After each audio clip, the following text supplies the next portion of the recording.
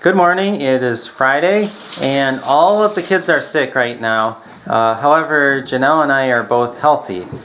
Janelle is trying to cook up a good healthy pot of soup. Yes, after yesterday's performance of the kids pleading with me to make my soup and not buy the canned stuff anymore, I'll make my own soup. We're using the pressure cooker to cook the meat and it makes it a lot faster that way. Well, yes and no. It makes a healthier stew faster. If I was just doing, like, I'm making bone broth, so this has to pressure cook for an hour. The meat's just gonna fall apart, and that's better for the kids, but it's not necessarily faster because it's almost 10:30. That gives me an hour and a half. So I have an hour of it cooking like this, then I have a half hour to get the rest of it finished. So it's still gonna take me a while. But if I wasn't making bone broth and I was using the stuff that I had canned, it would go together faster. On the counter, I have the box of grout, and the reason for that is I need to touch up a little bit of grout right here. Some tiles fell off while I was working on the cabinets a while back, and I haven't gotten around to doing that yet. So I brought the grout in from the garage, and I'm going to do that today. You guys are going to help me do that because I just told you I was going to do it. I need to do it now. I'm home for lunch, and this is what I found when I came home. And Janelle is just working on cutting up the meat to put in there right now. I actually ran out of time to finish my pot of soup. It still is, you can still eat it, but there were more things that I wanted to add to it, like zucchini and some beans or pasta or something like that. But it's time to eat anyways. So this is what it looks like. It's got carrots, turnips, not turnips, parsnips. Carrots, parsnips, peas, beef, onions, celery, tomato, spinach, and a bunch of herbs, spices, bone broth. I think that's about everything. So, tomatoes. Yep, I said tomatoes. And I am very sorry, guys. I look so dreadful. I have not had a chance to put myself together this morning. It's just been keeping the kids under control, getting some healthy food on the table for them, and maybe this afternoon I'll get to do something with this. But right now, that's reality. Taking care of my kids is really the most important thing for me. Here's the stew. Janelle makes really good stew. That looks so yummy. And we are using our last matzo.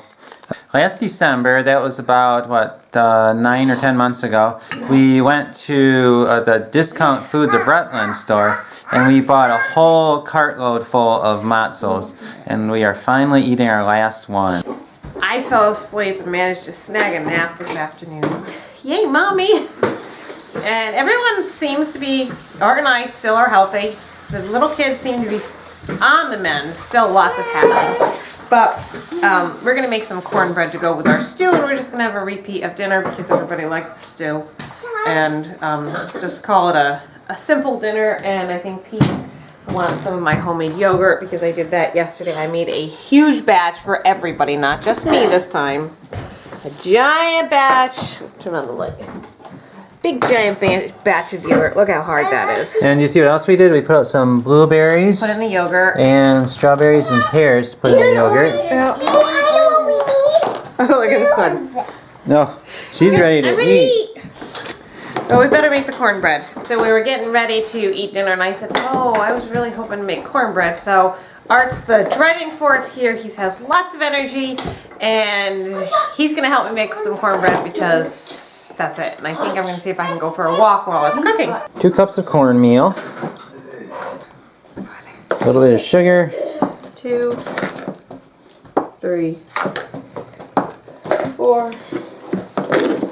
Salt. Yep, teaspoon of salt, which is doubled. 2 eggs. And I already added the baking powder. Are we doubling this recipe? Yeah, this is a doubled recipe. Okay. And what else do you need in I there? need a half a cup of oil and 2 cups of milk. 2 cups of milk. Got it. Hang on, just use this one. This one's already getting dirty. Okay. Save dishes. Right. Mom, can I mix? Okay. 2 cups. And you still need to add your... Yeah, 1 cup. Yeah, you still need to add your flour. Okay, how much flour do you add? 2 cups of flour. Okay. How can I mix it flour? You want to help mix? Maybe you can do that. Flour. What kind of flour? Top one. Ingredients have been added, and Mary is stirring it up. And then me. And People Lydia looks a little funny right now. Lydia, what are you wearing on your head? pajamas. Pajamas on your head? No, a Trudy thing that she gets yarn out of. Oh yeah, a yarn wrapper. And she's still wearing her jammies. A few minutes later, we're putting it into the pan. This is going pretty fast. Charity says this looks a little too thick. Way too thick. Yeah, I guess we'll see how it comes out. Maybe we forgot something. I think it might be because you added whole wheat. It could be the whole wheat, maybe. But we'll put it in the oven and see what happens. There it goes. How did it come out? Weirdly lumpy.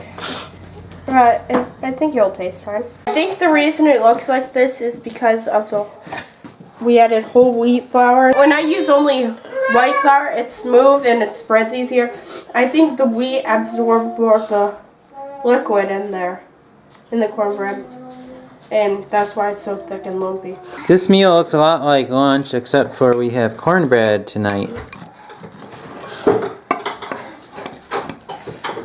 I wasn't paying attention to Mary for a few seconds, and she made what she calls lollipops out of cornbread and a toothpick. Very creative, but I don't think I'm going to be eating any of those. It's not even 9 o'clock yet, and all the kids are in bed except for one, and he is going to help me grout. Pour a little bit of water in there. A little bit more. A little bit more. You keep going. There we go. We'll stir it up. Can I mix it up? You can put more in. Yep, you can help. A little bit more. Okay, stop. And we'll stir it up. We got the grout mixed, so we have to wait 10 minutes, and then we will come back and apply it to the tiles. We're ready to go. I don't have the correct tool to push it in. You have like this, there's like a flat thing with a handle and this kind of rubber on the bottom. You kind of push it into the cracks. And I don't have that tool, and the hardware store's closed right now. So I'm just going to push it in like with my, probably the palm of my hand. And there, I just have a little bit to do, so it really doesn't matter that much. Peter is helping too. There's tons of stuff falling. That's okay. You just put it on there, then you shove it into the cracks and let it harden. This is a super messy job. Okay. Look it. Now Daddy has to use his palm to get up there. In lieu of the tool, I'm just pushing it in with my palm. It works. I wouldn't want to do it on very much surface area, but we just have a little bit to do. Okay. And then we have to do it on here. And then we also have to do that side. We have to do that all the way around. We're done with the first segment. Right there, you can barely even tell. See, Daddy just wiped it with his finger right there. We do have to clean it up, but that's the first step.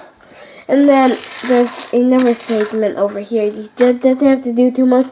You just have to do under there. Right, just along the counter.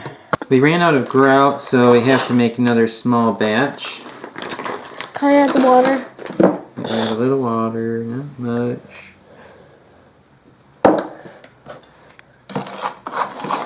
Here's the rag to wipe down this. It looks as good as new. You can barely even tell. I just have to wipe it down one more time tonight, and then it'll be And good. then Daddy has to wipe down that. Oh, well, I have to take my finger and neaten this up. Yeah. You put a piece of paper because there's too big of a gap, and you just put it down there. The grout was dripping between the counter and the wall, so I had to like shove a piece of paper in there to keep that from happening. But it works now. We're good. I finished the grout, and along those lines, I'm planning on getting back into doing some work in the house.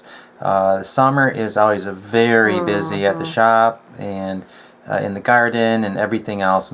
Life just gets super busy in the summer. But now that summer is over, I plan on doing a lot of indoor work. And the first thing is getting drawers and doors made for the cabinets next to the stove. And after that, well, probably more cabinet work. There'll probably be a baby at that point. Actually, we need to take care of the outdoors first. The mandatory winter stuff. So we've got to get the garden harvested. In fact, we might do that tomorrow if the weather holds out. And just clean everything up, see what the rabbit has destroyed over the past month and a half since I've been totally neglecting it.